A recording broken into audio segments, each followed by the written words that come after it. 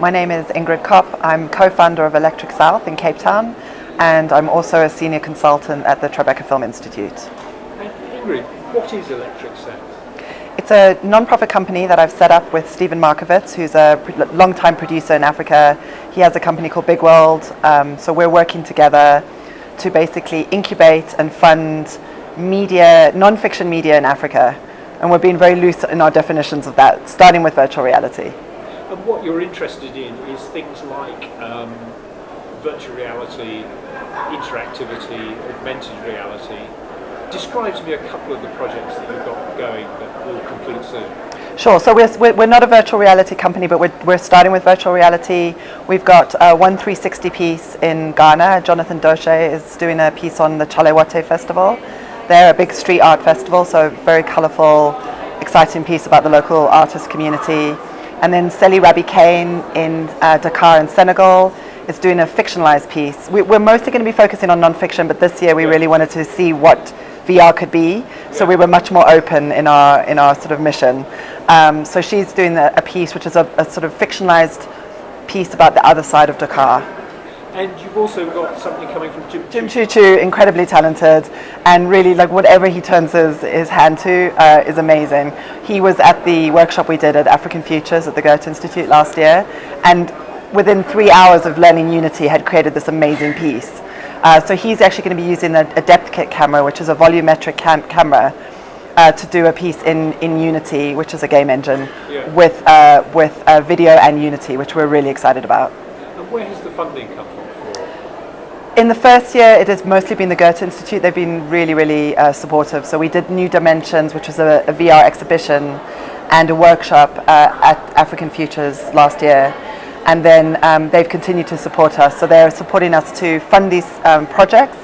There's 5 altogether in 5 different countries. And then those projects are then going to travel. So they're also supporting us with the distribution. So it's really amazing that they're actually supporting us every step of the way, because they see, like we see, that it's really important that you join the dots. You can't just be like, here's a workshop or here's some production money. You really have to make sure that you are seeing those projects all the way through. So it's the production, supporting the producers, and then also trying to figure out how to reach audiences in Africa with VR. And what's the state of VR in Africa? Because you must be in a very unusual position of actually having some very real sense of what is and isn't. Yeah, absolutely. I should also mention Bertha and Blue Ice have also funded us. And what's really, this is actually something that I think is very important when we're talking about the state of VR here, is one of the things that really has concerned me in my work in the States and now here is in order to have vibrant artistic scenes, and also in order to drive the technology forward for artists and for the communities we want, I think you need diversified pots of money. You have to have different kinds of funding coming from different places.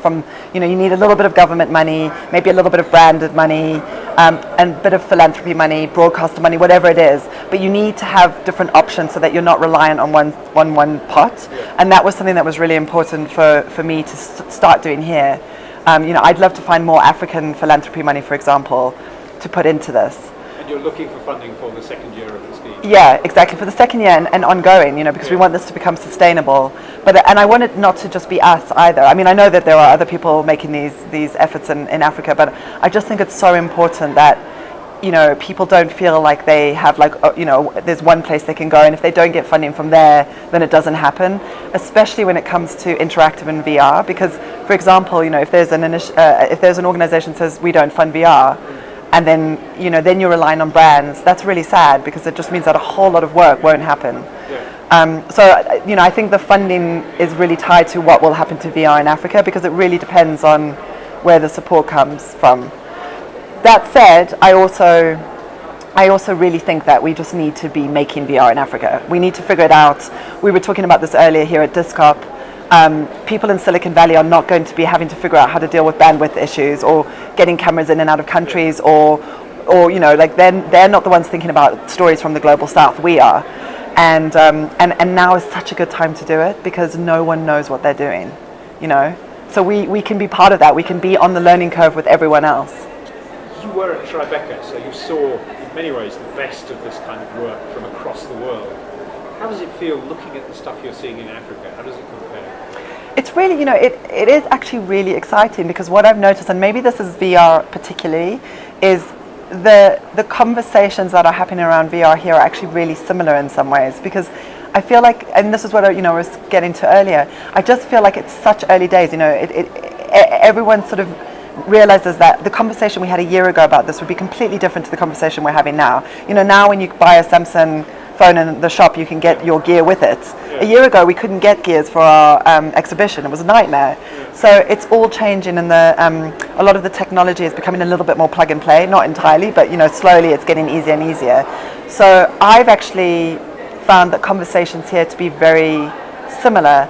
I think what is different here is just the resources. And when I say resources, I don't just mean funding. I mean, it's not as easy for us to pop into Oculus or borrow, a camera from, someone down the street, because there just isn't that much of that around. Yeah. And one of the things that we've started talking about here actually is, I would really love to create a database of people working in Africa on VR, both 360 and Unity game engine based VR. So that if we do need someone who's doing stitching in Nairobi, we know who's out there who's doing it, and if for example there are spaces where maybe there's a bit of training that's needed, because workshops and training are part of what we do, we can do that. And that for me would be, and I'm saying this purely just to make my life easier, it would be amazing. It would be amazing to know who's making VR in Kenya or in Senegal or in Ghana, wherever. So that's my next thing, is I think we're all reinventing the wheel a little bit in our different silos, and we need to collaborate to push this forward.